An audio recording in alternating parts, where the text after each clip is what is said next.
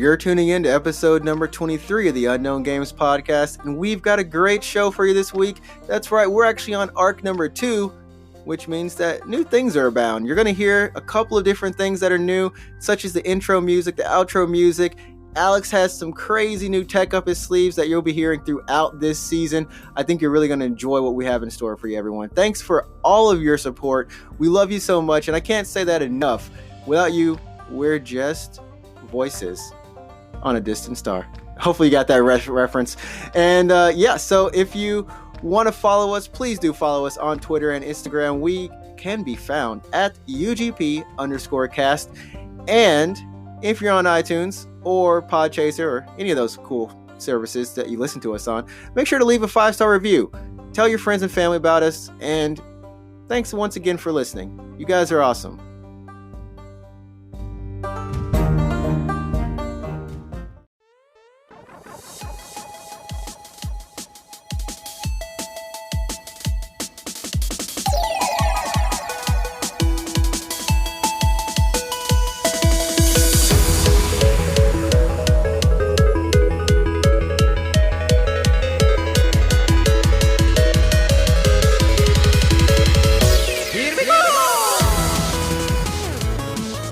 What's up, everybody? It's episode number 24. Wait, 23.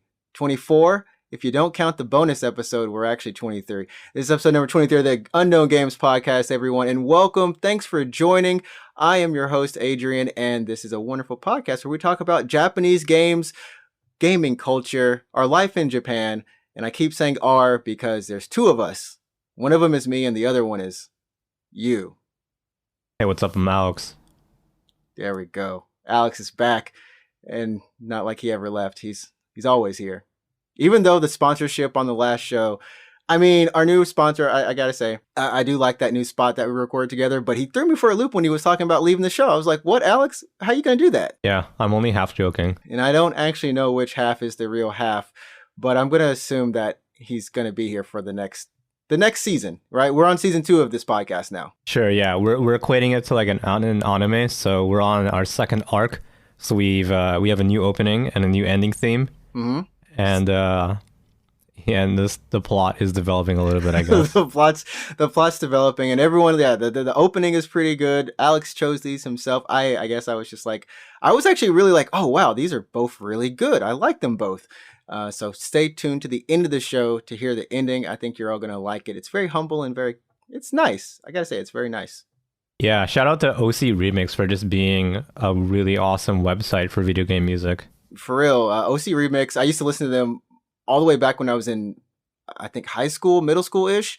When I was just on getting every Final Fantasy CD I could find, I loved going there and getting so many remixes.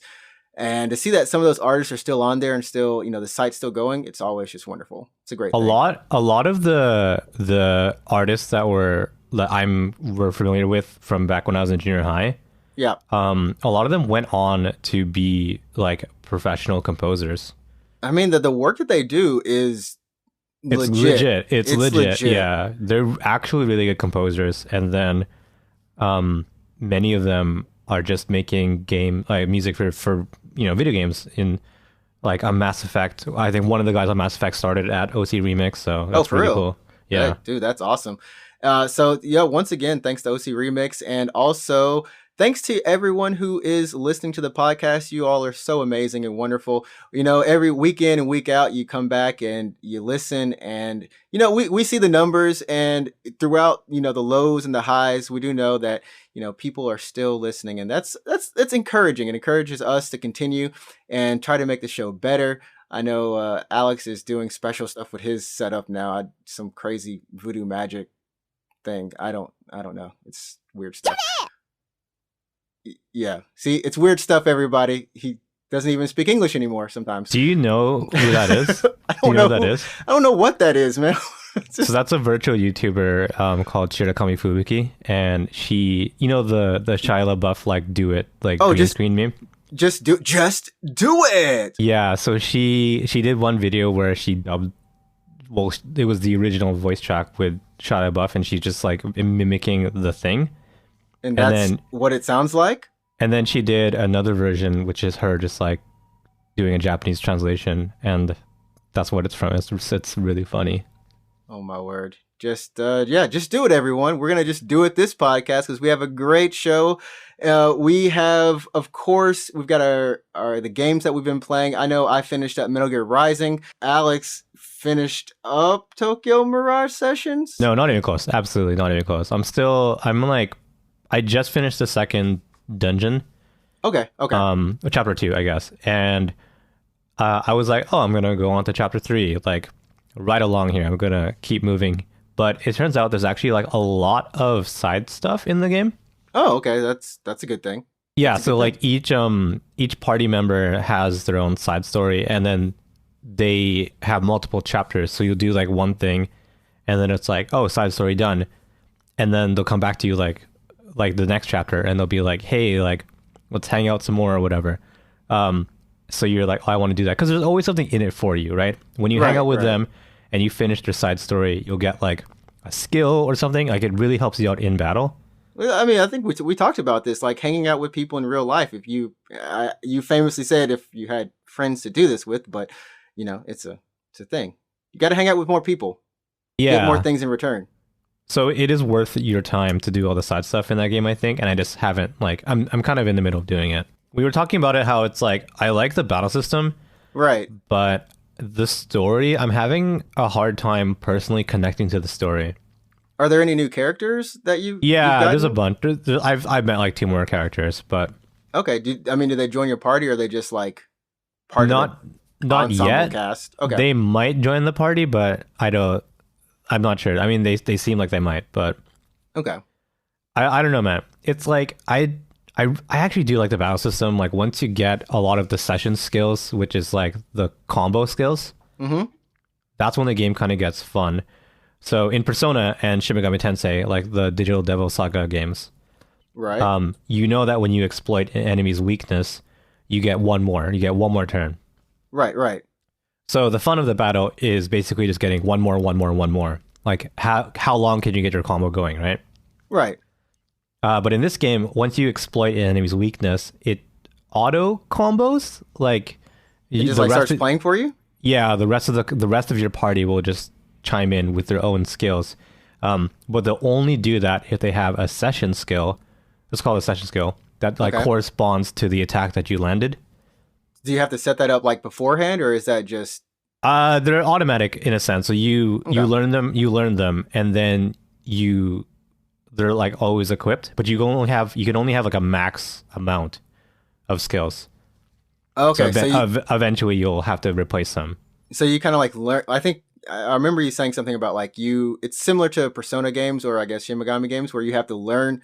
You're always kind of learning skills and forgetting skills to make room for those new skills. Exactly. Okay. And the newer skills are usually better than the older skills in some way, right? Or is it just like it's better, but in some ways you might not want to spend as much of your MP or your resources using it? Well, I think as you level up, you'll earn you have more EP the higher level you go. Okay. So when it comes to like learning Bufula versus Bufu, more often than not, you're going to replace Bufu with Bufula, because that's just like a stronger single target ice spell. You saying Bufa and Bufula? I'm just thinking of Shia LaBeouf again. Yeah, the Boof, yeah. Thinking of the Boof. Okay. But they're both single target ice spells, so you're probably going to replace Bufu. But when it comes to something like Mabufu versus Bufula, Mabufu is like a multi-target ice spell that's weaker than the La-like level. Okay. So then you're like, do I want to keep both of these? Do I want to only keep one of them? That's when it gets a little like which one should I go for? Or you get a buff. It's like debuff the enemy's defense or buff your offense, and you kind of only have room for one buff spell, and you're like, oh, which one do I want to keep? Okay. So that's that's it seems like a pretty interesting part of the game. And then you've talked about kind of the dungeons are fun, the battle's fun, the dealing with their, I guess, everyday life isn't as fun, but you're getting a couple of new characters. But about how far are you into this? You said second dungeon, but like hour wise, is that like what, 20 hours maybe? I'm a little bit past 10. I would say like 12 hours. So Okay, so you still have It's like a a wild. 50, yeah. It's like a 50, 60 hour game. Like I said, like maybe it'll grow on me, but I'm just personally having a hard time connecting to the characters. But I think I mean, like before the show, we were talking, and you said you bought Persona 5 Scramble as well. Yeah. Okay. I just picked that up today, so I haven't even like put it in my PS4 yet. Oh man. So yeah, I feel bad for the Tokyo Mirage Sessions. Those kids are gonna get slapped. They're gonna get slapped away. I'll to be honest, I'm probably gonna not play Scramble for at least a couple of weeks because I want to play more Persona 5 Royal before I get to That's right, Scramble. because it's a direct sequel, and you have to. Well, Dang. I've already played like Persona 5 Vanilla, and I don't think Scramble has anything new from Royal. Maybe, I don't know. But I've already played Persona, so I could jump to Scramble immediately. But I kind of want to just like do things one at a time. Well, you got time. You got time until the king Until comes FF7, out. yeah. Until FF7, until the king comes out. Yeah.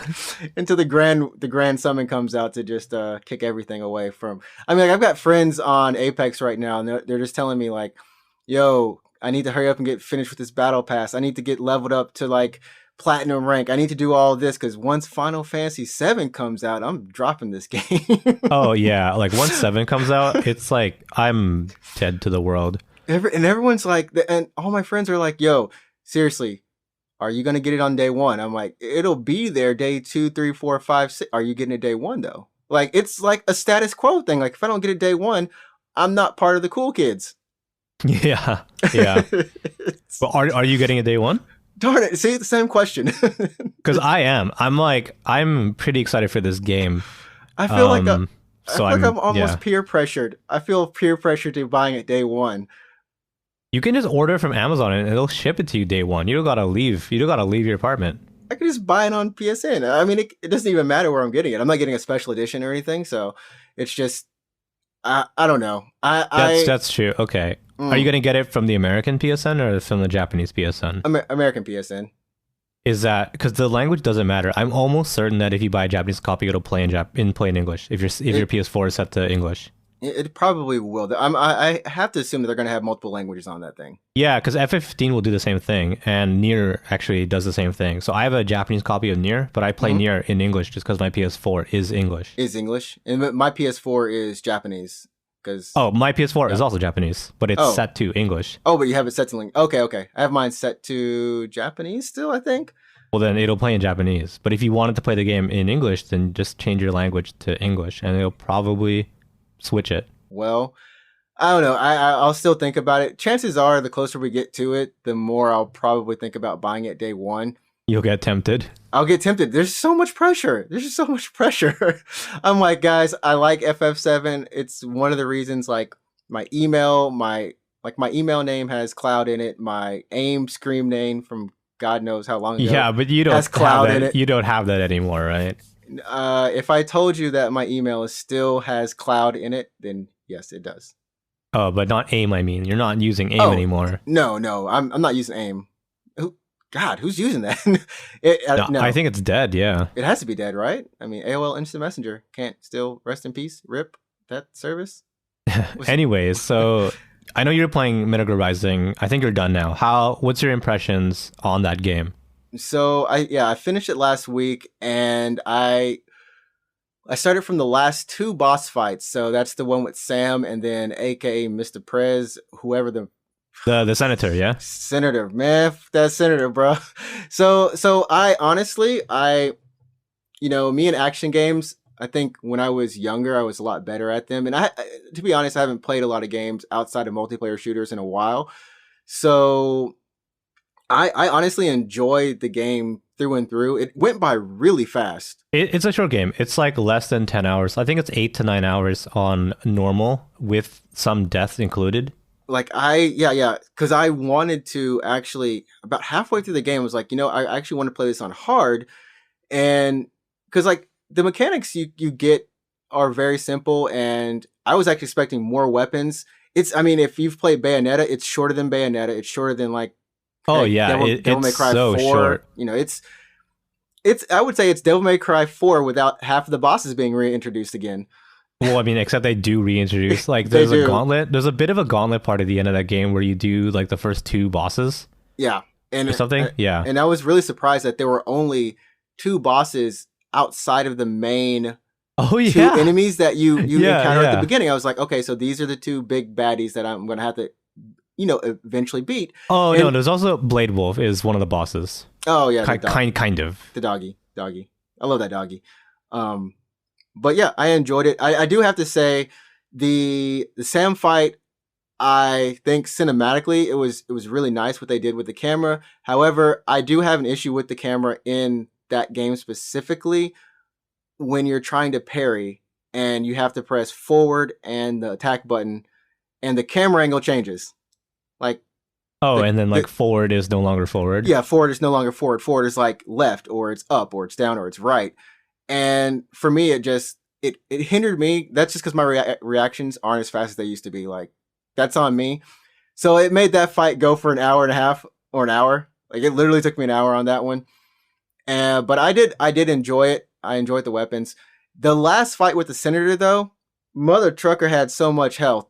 Yeah, no, he does. Yeah. 200 health. Not only that, you have a battle before that, which is like, Oh, the Metal Gear Exil or whatever it is. oh my goodness. The craziest part is I was like, I have made it.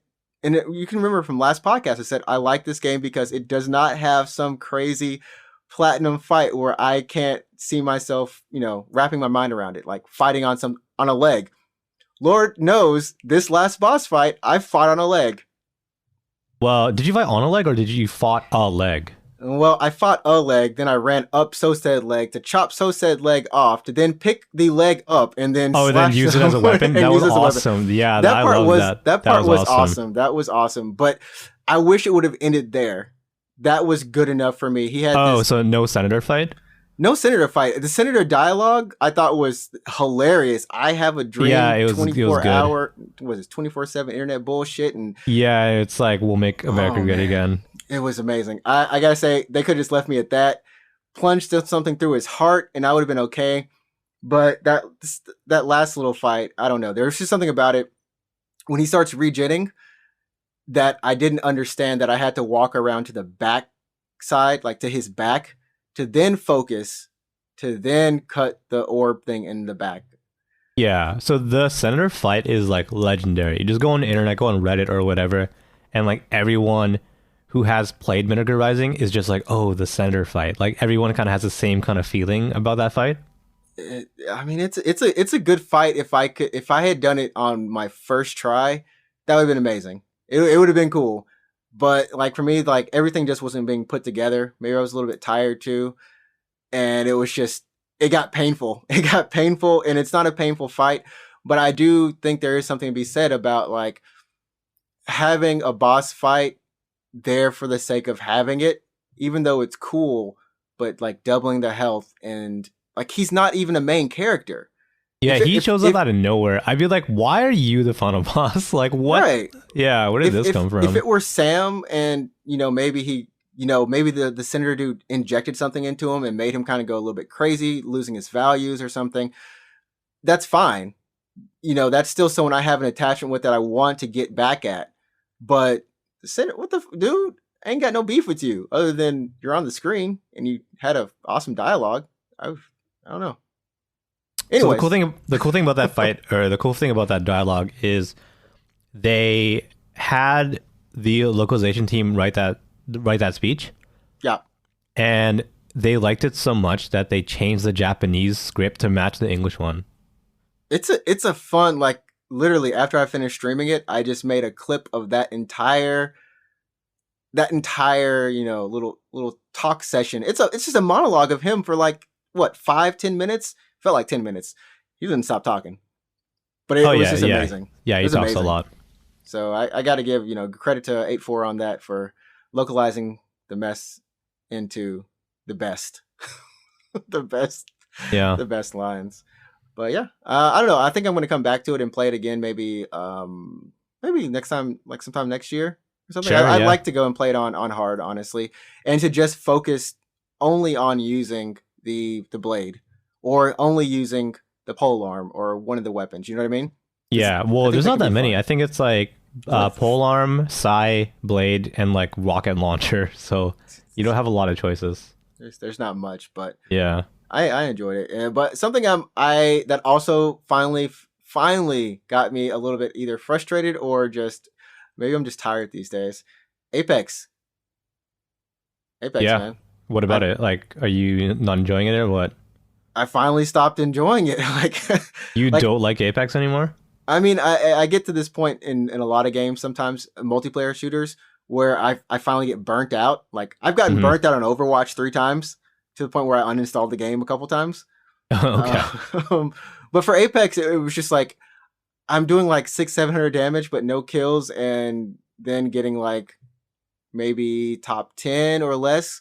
So I just felt like I was like on this never-ending journey with no results to Oh, myself, okay. and it was just like every time I didn't feel like I was progressing anywhere, and finally I was just like, guys, I can't play anymore. I gotta take a break. I'm done. Yeah, I mean that's totally fine. So the thing about games, I think, is you should enjoy them.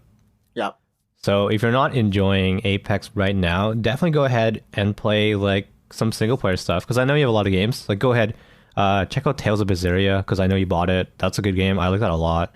yeah. That's what I'm gonna do. I mean, I'm still gonna play Apex. I played a little bit before, like just by myself and just really casual, which was fun. Just to play back on Kings Canyon since that's only here for 2 days, 3 days or Is whatever. it only 2 days? I thought it was longer. Nah, man, it's like it ends on the 24th, I guess. Oh, because I know if you're playing competitive, you can play Kings Canyon because March yeah, it'll 24th, be I think. it's the second map in the season. So Yeah, it's like mid to late March when that's going to be available. So yeah, and that's only for playing competitive. So yeah, if you're not only playing competitive. competitive, then whatever. Yeah.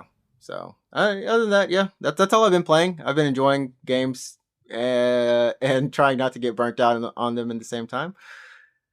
But something that we have had to deal with outside of the gaming world that is affecting, I think, a lot of people as well. I know influenza apparently, like the cold, is very spreading wildly in America. From one of my church members actually told me that. But no, here the coronavirus is like shutting everything down, literally Mm-hmm.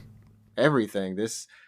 I I'm hoping it's going to end soon because it's starting to warm up a little bit. But just today, a kid in like a middle school, got sick.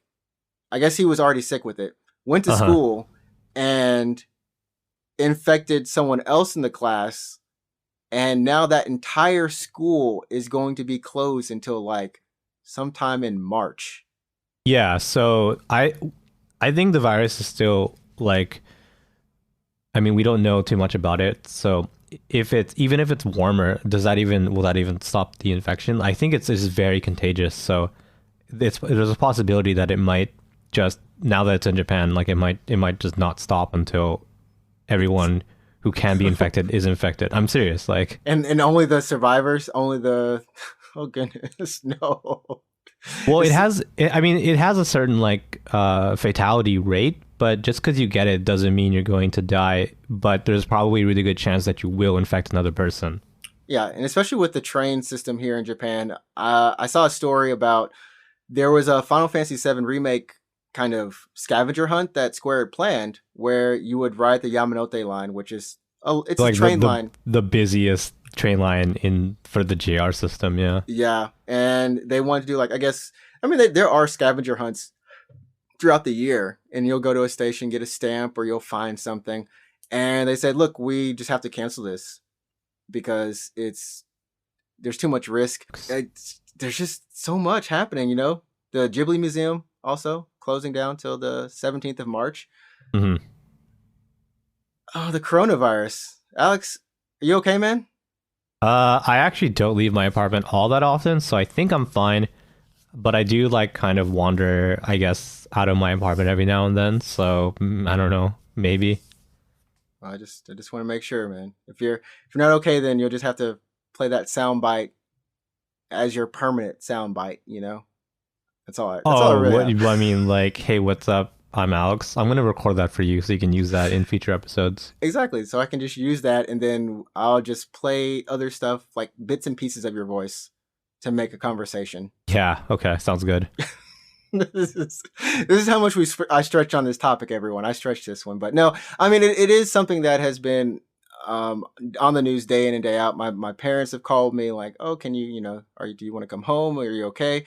I got an email from the government, U.S. government. Oh, really? Yeah, and that's the only time I consider shit getting real is when the U.S. government's like, hey, you want to come home? Exactly. They're like, there's a level 2 travel advisory warning to Japan. If you were there, that's fine or whatever. But if you're considering going there, you might want to not consider going there.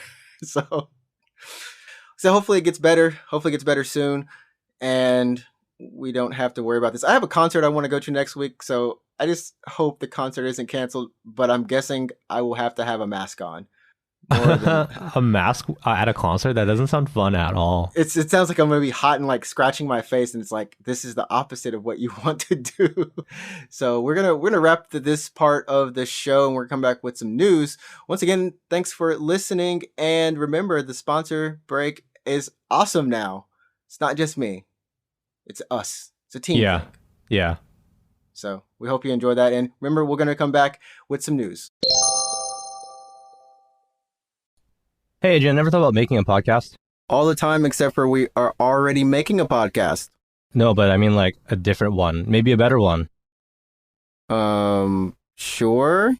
Yeah. So I was on the internet. I was trying to figure out like what's the best host for a podcast or, pretty much how can I make a podcast? And I think I settled on Anchor. We're already using Anchor, buddy. Wait, are you serious? Are we actually? I'm actually serious because it's free. And of course, we're on like Spotify, Apple Podcasts, and like Google Podcasts, and so many other places. Wait, how do we do that though? Anchor did that for us. Oh, just like automatically, right? Anchor will just distribute your podcast for like free? Exactly. Wait, I thought you did the research. Yeah, well, I kind of did, but I do know that Anchor will help you make money from a podcast. Cash money. Cash money grabs. Exactly. That's how we're making money right now, I think. Absolutely. Like right at this very moment. At this very moment with this sponsorship.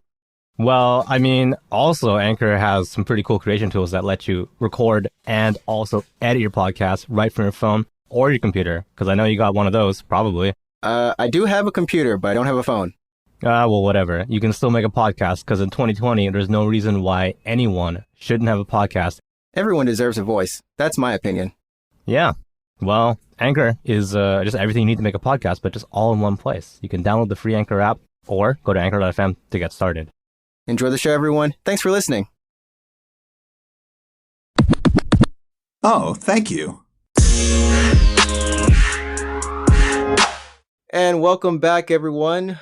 Hope you enjoyed the break. Hope you enjoyed your break. And we are back with the news. I love the news. Today, we've got the Final Fantasy VII remake data thing leaked. Wait. Yeah. I know we talk about FF7 remake all the time. I think it's been like 4 weeks consecutive at this point. I actually had to stop putting it in the show titles because it's like FF7 remake, it was just FF7 remake. We've been talking about it, honestly, maybe 7 weeks in a row. it's 7 more. Yeah, so I was on the internet and I saw that 24/7 internet. Yeah.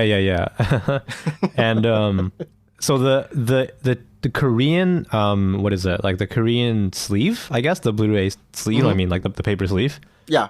An image of that leaked onto the internet, and it shows obviously not just the front but also shows the back where you can see all the marks about a video game. Right.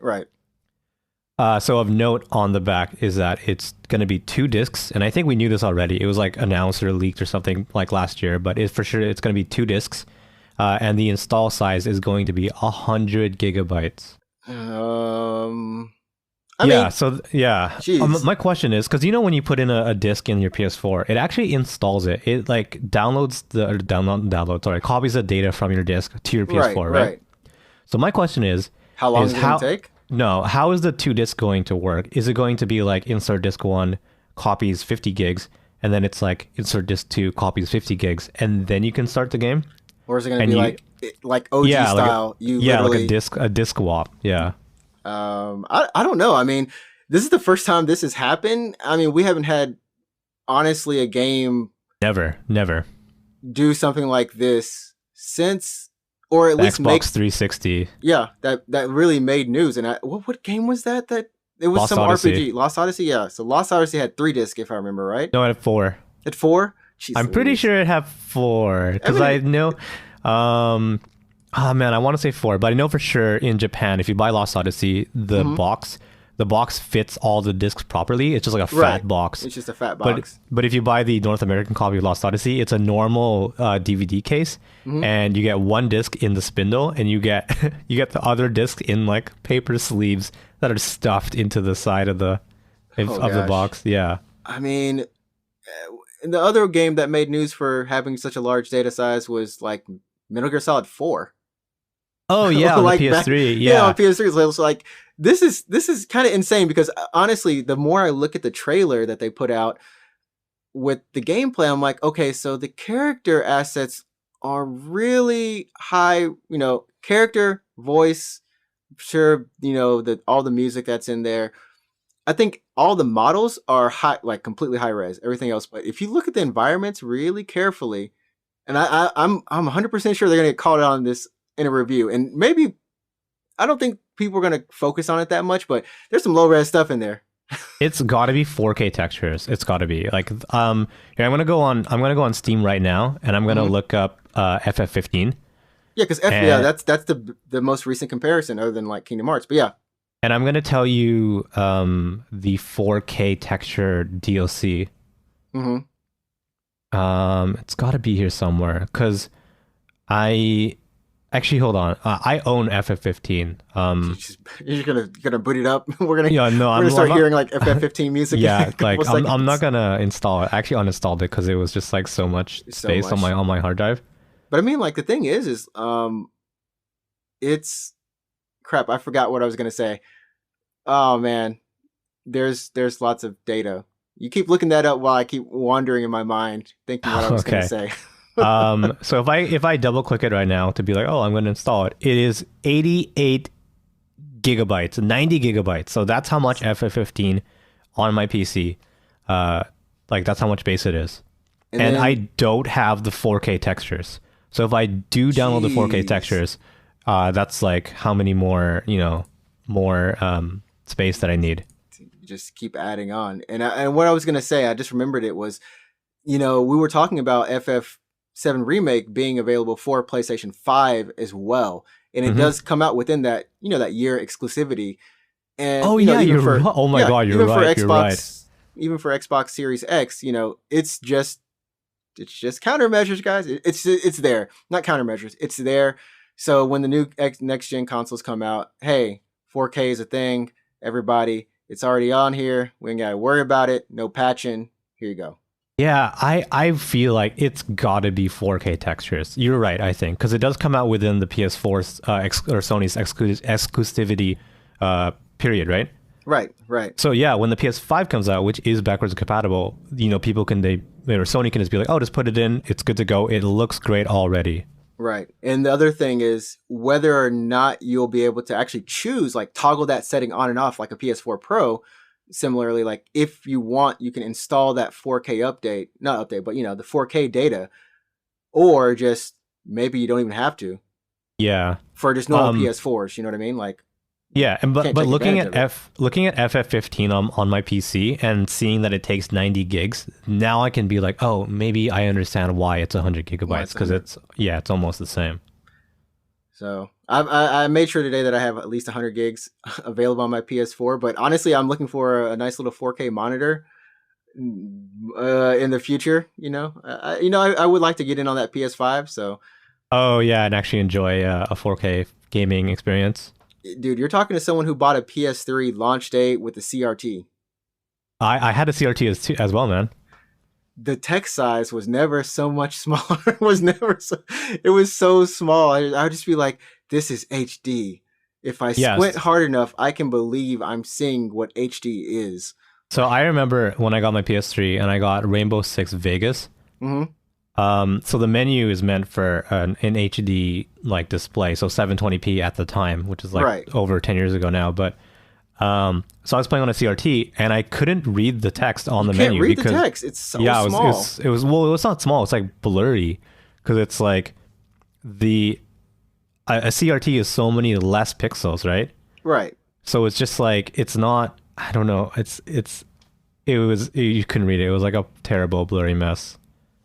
And it's I mean that's definitely a thing that does happen, but at least now, times are better. At least if you even have a normal, PC monitor or something, you can now enjoy HD gaming. So yeah, yay. What I'm really happy about is since everything is a digital connection, it's HDMI or DisplayPort or whatever. Mm-hmm. Everything kind of works with each other. I mean, I know HDMI and DisplayPort are different standards, Right. but it's not too hard to get like a converter or something. Right. And then like back in the day, it really was, you needed X amount of, like when I went TV shopping, it was how many HDMI ports does this have? How many of these ports? And like you just brought up, like at least now, if you get a nice monitor, decent monitor, you'll have like one DVI, not DVI, but one display port, maybe two HDMI ports. So like you don't have to do all this, like, I don't know, management for simple people like us. For more people who have, a lot of different maybe like a Blu-ray player plus this and this. It's kind of annoying for them, but for us simpletons, it's still fine. Yeah. Anyway, so the thing about FF7 Remake being 100 gigabytes is that this is still only the first part in how many parts, like how many whatever parts, right? Let's go for 300 gigs. Yeah, let's break the 300. But I would be curious I want to know, like, when part 2 comes out, if they're gonna be like, oh, we're gonna reuse some of those assets if you have it still installed. Probably not. But no. Yeah. You have to go back to Midgard part, which luckily you don't. Man, you don't. Yeah. Which luckily you don't. But if it was like, oh, and you were gonna take you back to Midgard for this part of the story that we added, nah, we ain't about to do that. But it's something we are very happy about. I've got to move us along the golden brick road. Did I get that right? The yellow brick road. There we go. That's not golden, but yeah. Golden. But our girl. Mystic, best wife in the world, Ryza. She's moving on up in the world. Sold over 350,000 copies, as announced on Twitter. Yeah, that's pretty good for a kind of a niche JRPG. Dude, people got a hold of that Ryza and didn't want to let go. Yeah, it's good. You should play it, man. It's still on my list. So I've got a couple of the games ahead of it in terms of RPGs. I still need to go, like you said, Tales of Berseria. So I want to finish that before I hit to Ryza, which means Ryza should be on sale. And then I can look at some of the best graphics. Yeah, the best graphics in quotation marks here, yeah. Dude, they posted the two character designers, or the lead character designer, they posted kind of some new character art for Ryza that they just did they? did, yeah, on their Twitter, and celebrating this. Mm-hmm. And I click on it. I'm like, oh, Ryza's still looking good. Click on it. Look at the bottom. Oh my word, Ryza's looking great. I haven't seen these, so I'll look it up later. I'll have to forward them to you. Yeah, Ryza's still got it. Looking good, yeah. Still looking good, and I like derailed myself after thinking about that. But in closing, everyone, as we kind of close the show, I have to say, I saw this story on Kotaku, and I have to start saying, like, when we get our stories, we get them from like Kotaku, from Twitter, we get them from Polygon, it's a number of sources, but thanks to all those sites for always being there for the past couple of 10 years. That means 20 years. Past couple of 10 years. So yeah, 20 years. Okay. Thanks for being there all my life, guys. But no, so I was on Kotaku before the show, and apparently Japan has sliced mayo now. Like how does that work? Explain that to me. So there's sliced cheese, right? Yeah, it's in the plastic sleeve kind of thing. Yeah. Well, they've done the exact same thing, but they've made it mayonnaise.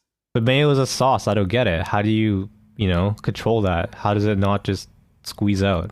I don't know. You can buy it for like $2.20. I'm actually gonna go see if I can find this, because people, I don't know. Do you think people know about the mayonnaise, like the mayo craze in Japan? That it's weird. What do you mean, like how mayonnaise is on everything? It's on everything, and I like it on everything now too. Oh, here I did this crazy. Speaking of mayo on everything. So back when I was in university, so I was living at a dorm. Yeah. Um, I was like kind of bored of rice. I was like, I don't want to eat this kome anymore. I'm tired of kome. I gotta jazz it up. I gotta jazz up my kome.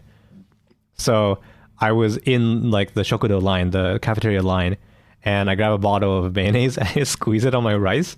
And this guy next to me like looks at me and he's like, "What are you doing?" And I'm like, "I don't know." He's like, "Let me try that." And he puts the It's mayonnaise good. on the rice. Yeah, and you're just like, It's "Oh good. man, this is actually good." Dude, mayo on rice. So like when I get like a Chinese bento, it'll be like kind of a like egg and rice basically. I just put mayo on it, and for fried rice, I put mayo on it. For oh gosh, for like my bread, like when I toast something in the morning, I put mayo on it. It's like Do you? Oh if man. I don't like control myself, I go through a bottle like a it's not a big bottle, but just like I don't know. I go through a tube of mayonnaise a week. I get the one with wasabi in it, dude. Wait, a tube? How big are these tubes? They're like about 200 milliliters. I think I got that right. 200 milliliters. So it's Yeah, because it's a liquid, I guess. it's a Technically, liquid. Yeah, yeah. it's not like it's not too big. It's enough to put like a little bit on your your toast in the morning, So the fact, and so wait, you have mayonnaise every day? about every day. Yeah, yeah. Oh my god, that's actually way more than I thought you would have had mayonnaise. When you have mayonnaise on rice, you've tasted the best quality rice. Yeah, it sounds dumb. Honestly, I It have to admit, does. I agree. So for any of our listeners who are just like, why would you do that? That sounds disgusting. Believe me, I get it. I understand why you think it's disgusting, but you should You should probably try try it. it. But You we should have to definitely we try have it. to we have to be clear here. You want to use Japanese mayonnaise. You don't want to use like whatever, like what's the American Just mayonnaise brand? like crap. Sherman's Yeah, something like the Best mayo. Foods or whatever Yeah, it is. Yeah, you don't use that. Use Japanese like QP mayo or something. it's a little bit sweeter, but it's I don't know. It's not too sweet. It's nice. It goes on Yeah, everything. It goes on pizza. yeah. Like you will find yourself using it as a substitute for ranch. That's how good it Not is, no, not me, but bro. You need to no. hit it up. Put it on your pizza. Yeah, if you go Best. to Domino's or even Pizza Hut or Pizza La or whatever, mayonnaise is a very common topping on pizza here in Japan. It's a very common topping. It's and like they'll put it on anything, salads, Yeah, yeah, taco. yeah. This one did kind of go too far for me. Taco rice, like why Uh, there is yeah. whipped cream, people. Why you got to put taco salads with mayonnaise? Come on now, whipped My cream question is, exists. okay, well, this Sour doesn't answer cream. my question. I understand the concept of sliced cheese. You unwrap the plastic and you put Oh it face yeah, down and you pull the plastic off. I get it. But how hmm does sliced mayonnaise work? Or sorry, like what is it? Sliced, right? Yeah. yeah. Slices of mayonnaise. Like I honestly, I just saw the picture. It looks like sliced cheese. I guess they make enough of it, like like I don't know. Maybe it's a thick layer or something, and they just Maybe it's basically the same as sliced cheese, but it just tastes so much like mayo that they're just like, oh yeah, sliced mayo. I mean, I don't know. It's weird. So it's going on sale March 2nd, so it's not out yet. But once it's Yeah, you can pre-order your sliced but mayo. once it's out, I'm about to get it. It's kind of a bad deal, honestly. It's like four slices for like $1.80. Like Yeah, that's not great. But you're gonna I'm get it for sure. You I'm make a definitely video, man. it's like another video for this. Yeah, I'm gonna video for this for sure. Sliced mayo. That's perfect for sandwiches, honestly. Well, I think that's why it Oh my exists. goodness, no, I can melt it over rice too. Yeah, yeah, hot rice, like steaming hot rice, right? And you put the sliced mayo on it. Oh my goodness, this is genius. Thank you, You could Japan. make, oh my god, this the easiest sandwich in the world is like bread, sliced cheese, sliced mayo, and then another piece of bread. Dude, everyone who's listening is just like, shut up about bread and mayo. What's wrong with you Yeah, people? It's like I stopped my timer is like stopped on accident. I was like, oh, okay, well, so yeah, it's a great show, everyone. I think that we had a great little show today. I don't know, sure. Alex. I don't. Yeah, Sometimes when we're low on topics, it does get a little bit random, uh, courtesy of the coronavirus. Thanks for filling in there. Stay safe, everyone. For real, don't get hurt by that stuff. And you can always find us on the Instagrams or the Twitters or even the YouTubes. But for sure. Twitter and Instagram, you can find us at UGP_cast. And for YouTube, you can find us at Unknown Games Podcast. Well, we don't have a custom URL yet because you need 100 subscribers to get a custom URL. But once we had 100 subs, we can easily put a link to our channel. Yeah, so you can find us there. I stream every Wednesday and Friday here in Japan, 9 o'clock to 12 a.m. I hope I get that, 9 p.m. to 12 a.m. So yeah, 3 hours, right? Yeah, if you just look up Ninja Tricks, NinjaTrix on Twitch. We'll put a link in the show notes. Oh yeah, that's good thing. Yeah, I'll come see me play games and die. That's sure, usually what sounds happens.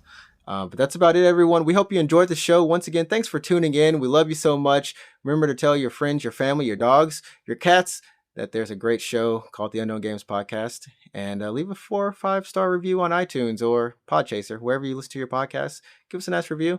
And that will do it for us this week. Until next time, episode number 24, season 2. Remember, we didn't name for our arc. Oh yeah, we didn't. What's the first arc then? I don't know, man. Like, because in Bleach it was like what the hollow arc, right? Yeah. And then this arc 2 is Soul Society. So I don't know. Well, I don't know what the first one would even be. We'll come back next week with a solid arc name for you. We'll have it figured out. So remember, everyone, you set the tone. Go play some games. Enjoy what you do. Put something great into the world, and we'll catch you next time. Enjoy the exit music. Peace. Peace.